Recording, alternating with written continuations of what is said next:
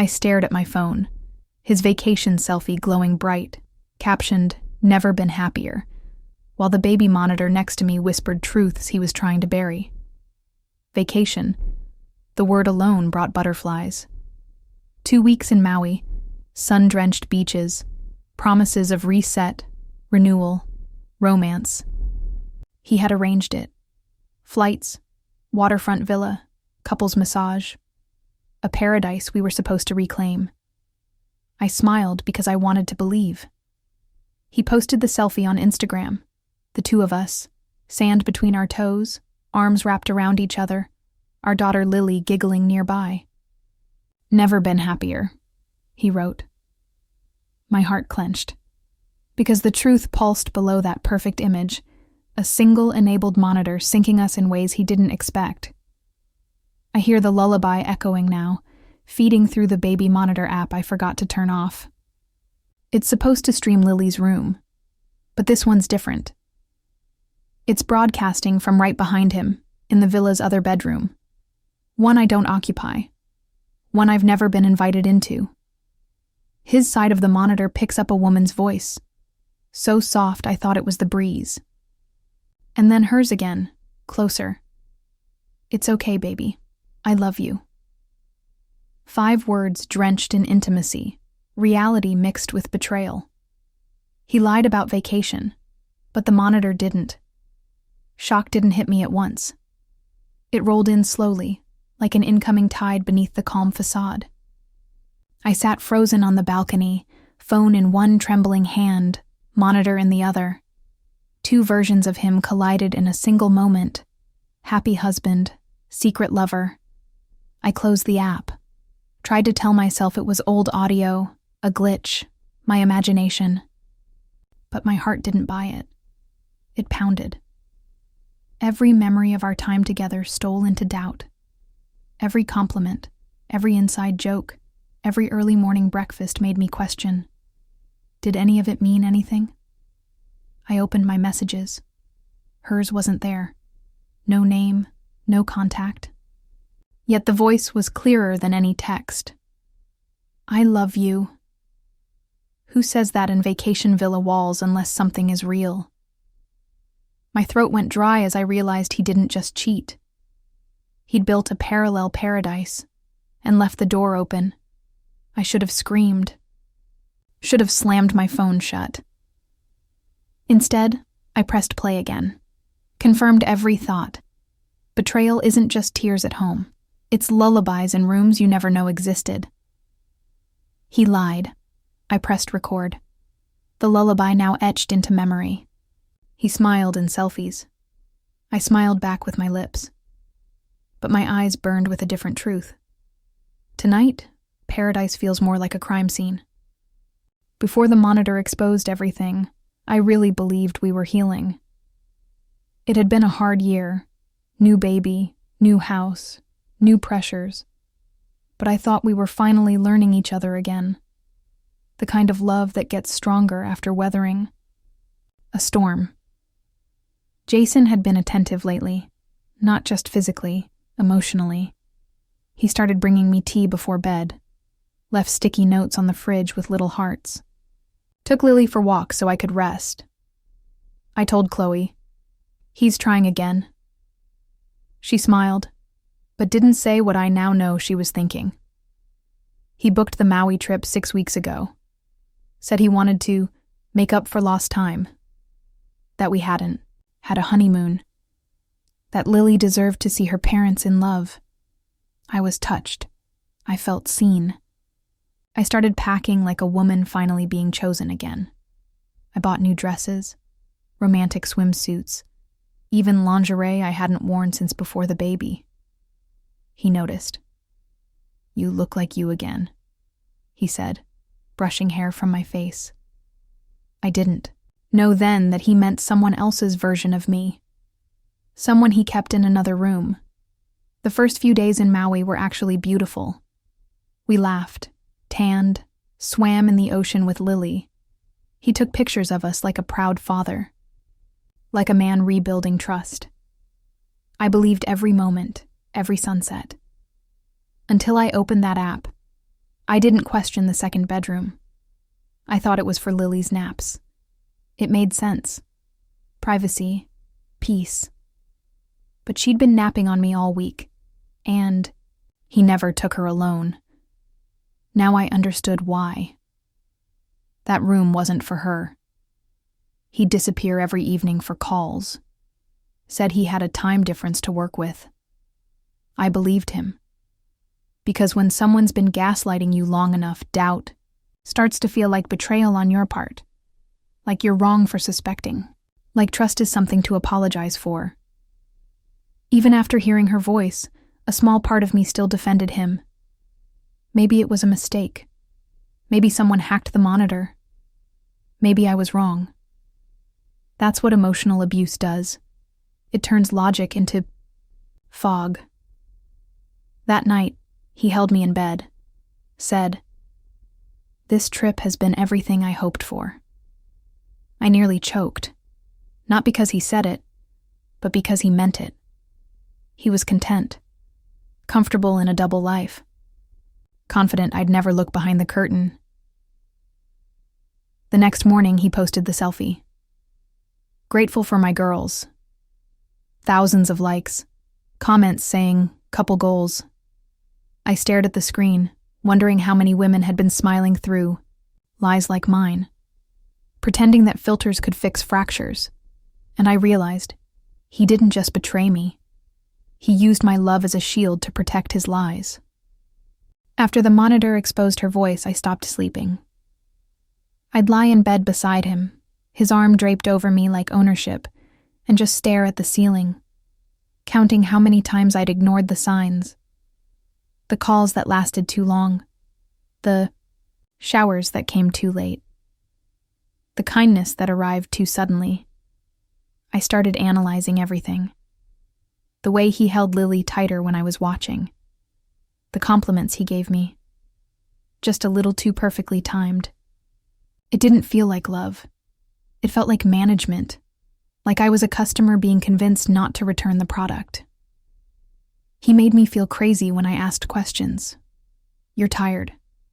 You always think the worst. Babe, why would I ever do that to us?" Classic gaslighting. Turn doubt into guilt. Turn intuition into insecurity. I didn't say anything to him. Not yet. I played the part. Kissed him back. Laughed at breakfast. Posed for more pictures. I needed time. Proof. Because confronting a narcissist without receipts is like walking into court with no case. I began listening to the monitor in secret. Headphones in. Volume low. I caught snippets. Her voice. His laugh. The faint creak of that second bed. She called him Jay. I'd never heard anyone else do that. And he answered like it was natural. One night I heard him say, "She still has no idea." I froze. That was it. The confirmation I didn't want but needed. I recorded it. Labeled the file, "She'll never know." Sent it to Chloe. She called me crying. "You okay?" she whispered. I wasn't, but I would be. I started leaving small traps, moving objects in the second room, checking if they were replaced. They always were. She was still staying there, slipping, in while I put Lily to bed, disappearing before sunrise. He had created a revolving door of deception. I noticed new clothes in his suitcase, tags from stores I don't shop at, a bra left on the floor near the closet, lace, black, not mine. I took a photo, saved it to the folder now titled Vacation Confession. Still, he played the loving partner, held my hand in public, called me Mama Bear when I made Lily laugh. It made me sick, because he didn't just cheat behind my back. He was cheating inside our life, wearing it like a mask. The tension turned physical. My shoulders ached from holding in the truth. My jaw locked at night. My stomach burned after meals. Betrayal isn't just emotional, it's cellular. Your whole body reacts to the lies it's absorbing. He thought I was clueless. I just smiled. because he had no idea how much I already knew. The night everything snapped was supposed to be our big dinner. Oceanfront, candlelit, a private chef. He handed me a note before we left, handwritten. To my everything. Thank you for forgiving my flaws. I stared at the words like they were written by a stranger. I wore the red dress he liked, the one he picked out for our anniversary 2 years ago. Back when I thought love was about compromise. Back when I didn't realize I was the only one compromising. He said I looked stunning. I said thank you. My voice didn't match my eyes. During dessert, he raised a toast. To our new chapter, he said. I nearly laughed, because a new chapter requires truth, and all he'd given me was fiction, performed like a Broadway lead. He lied, and I played audience to my own humiliation. Back at the villa, he pulled me into a kiss. Slow, confident, like the man who still believed I didn't know he was splitting himself between rooms. I let him kiss me. Let him believe it. Because my silence wasn't weakness, it was patience. He got in the shower. I walked into the second bedroom, phone recording. The bed was still warm. A bra hung off the lamp. A wine glass on the floor. I picked it up, held it to my nose. Same perfume, same lipstick mark, same betrayal. I didn't cry. I just sat on the bed she used. I needed to feel what she felt, to understand how close I'd come to losing myself in a story I wasn't even part of.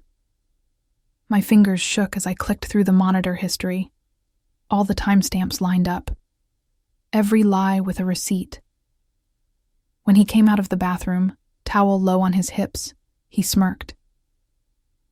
You waiting for me? I stood up. Not anymore. I held out the phone, pressed play. Her voice filled the room. She still has no idea. His face dropped. I can explain, he began. I cut him off. No, Jason, you can't. I showed him the photos, the recordings, the bra, the footage. I watched the blood drain from his face, watched him stumble over apologies crafted in real time. I didn't mean for it to happen. Classic. I stared at him. You mean the second bedroom, the synced monitor, and the secret lover? Which part didn't you mean?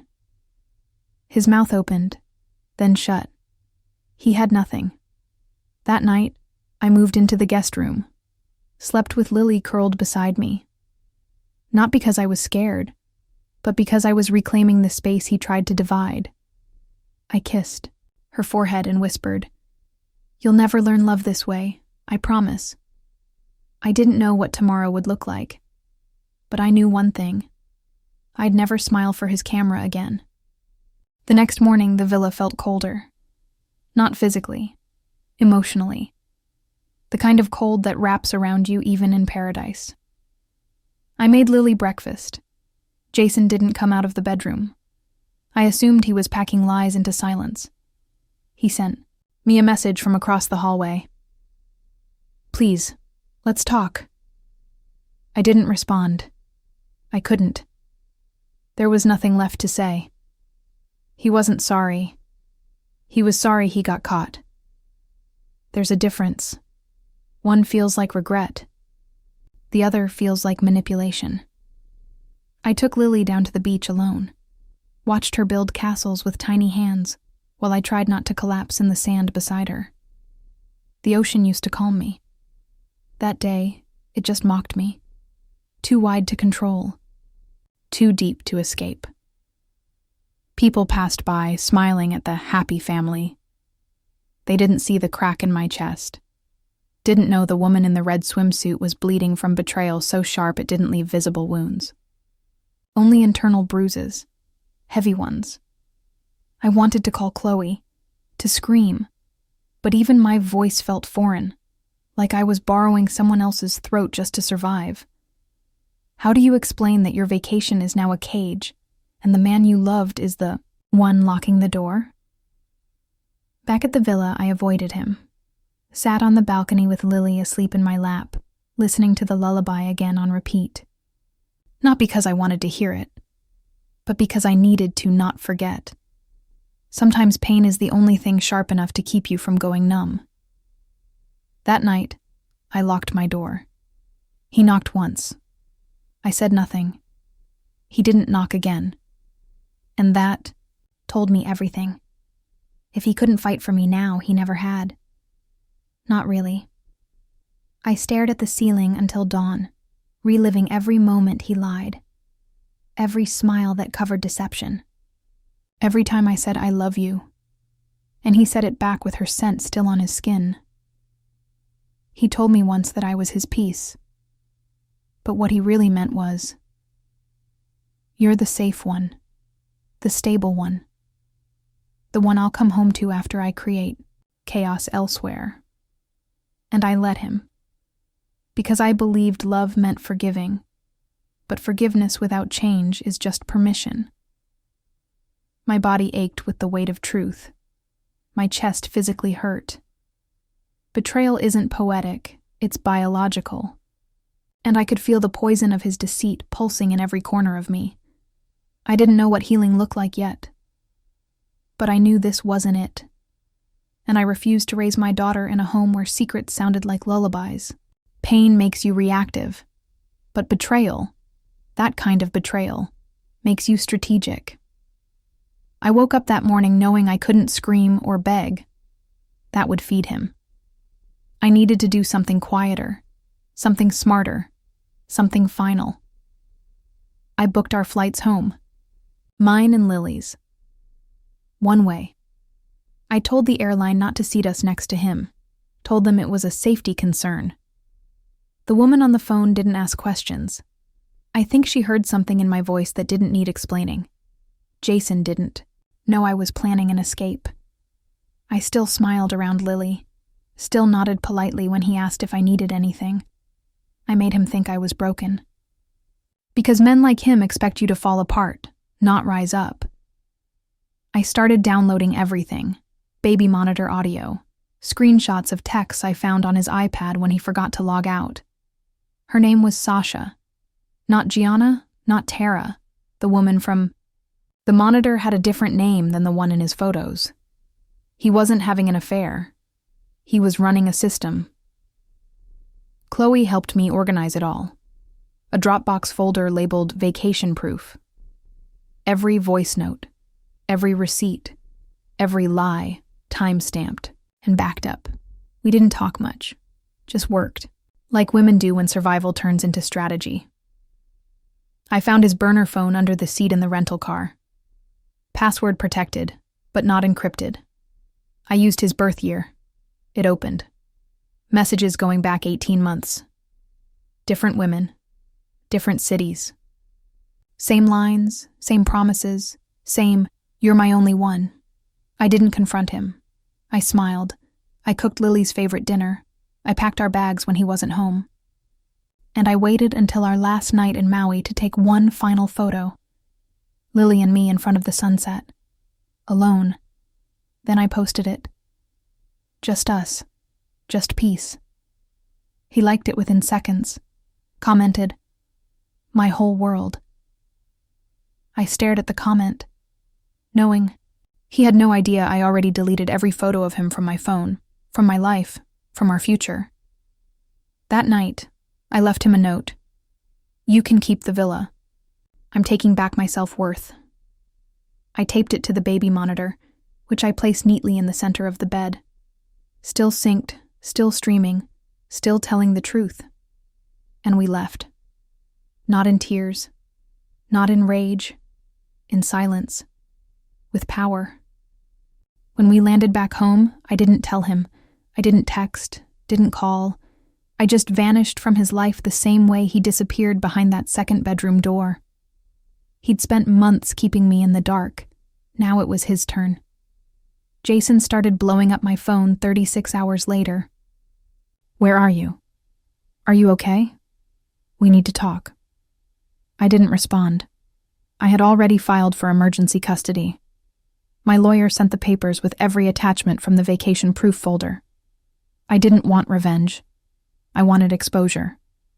Quiet, undeniable, irreversible. I posted a photo of Lily sleeping in her crib, captioned, "Back in our safe space." The comments flooded in. Friends, family, strangers, all reading between the lines. He texted me again. "Why are you doing this?" I smiled. Because the question wasn't why. It was why didn't I sooner? My lawyer scheduled a mediation. Jason didn't show. Said he was emotionally unwell. That was the first honest thing he'd said in months. He was unraveling. I wasn't. I was rising. Every document we submitted hit harder than any confrontation ever could. I found out Sasha wasn't just some girl. She was one of many. One in a pattern. My lawyer called it a behavioral structure of deception. I called it a house of cards, and I just let the wind in. He tried to apologize publicly. Posted a black and white selfie of us from last year with a caption, "Some mistakes cost you everything." People didn't buy it. They'd seen the gaps. They'd seen the shift. And I wasn't defending him anymore. Chloe read the comments, out loud to me. Didn't she just have a baby? This man's a sociopath. Protect that queen and her child. I didn't ask for support, but it came. And I realized, when women tell the truth, the world listens. Especially when it's documented. I mailed him the baby monitor, along with a list of every woman I'd confirmed from the burner phone. Not out of malice, but to show him exactly what he'd lost. Truth isn't revenge. It's liberation with receipts. He begged for a call. One chance. I texted back, "You had 18 months. This isn't heartbreak. It's consequences." Then I blocked him for good. He called me his everything. Now he has nothing. It's been 4 months since Maui. 4 months since I left him standing in a lie of his own making. Since I turned silence into my escape plan and truth into my armor. I haven't looked back. Not once. Because you don't miss someone who nearly erased you. Lily's thriving. Her giggles don't sound like background noise anymore. They're the soundtrack of peace. We wake up slow. We dance in the kitchen. No more second bedrooms. No more whispered betrayal through baby monitors. Just honesty. Just breath. I found myself again in the spaces he never touched. Late night journaling, early morning tea, walks, without purpose. I'm not healing from him anymore. I'm healing for me. And that shift changed everything. I deleted the Monitor app last week. Not out of fear, but victory. I don't need it. I don't need surveillance to protect my peace. I learned the most powerful defense is trusting your own intuition, the one he tried to silence. People still ask what happened. I tell them this. He broke a home he was too proud to admit he didn't deserve. That usually shuts them up, because it wasn't just infidelity. It was a full-scale erasure of my worth, disguised as romance. I don't miss the man he pretended to be. That version never existed. What I miss is the version of me who hadn't yet been lied to, and even she deserved better than him. I started therapy. I started writing again. I started saying no without guilt. That might be the greatest thing I've gained from all this, the ability to protect my peace without apologizing for it. He still tries. Emails I never open, messages I never read. My lawyer handles everything. I don't need closure. I lived it. I survived it. And now I wear freedom like skin. Some nights I lie in bed and think about the woman on the monitor. Sasha. I wonder if she ever knew I heard her. If she knew I was the silent witness to their deception. I don't hate her. I pity her. Because I know what it feels like to believe a man like that. But not anymore. Because he posted a lie to the world, and I reclaimed the truth. Off camera, off record, off script.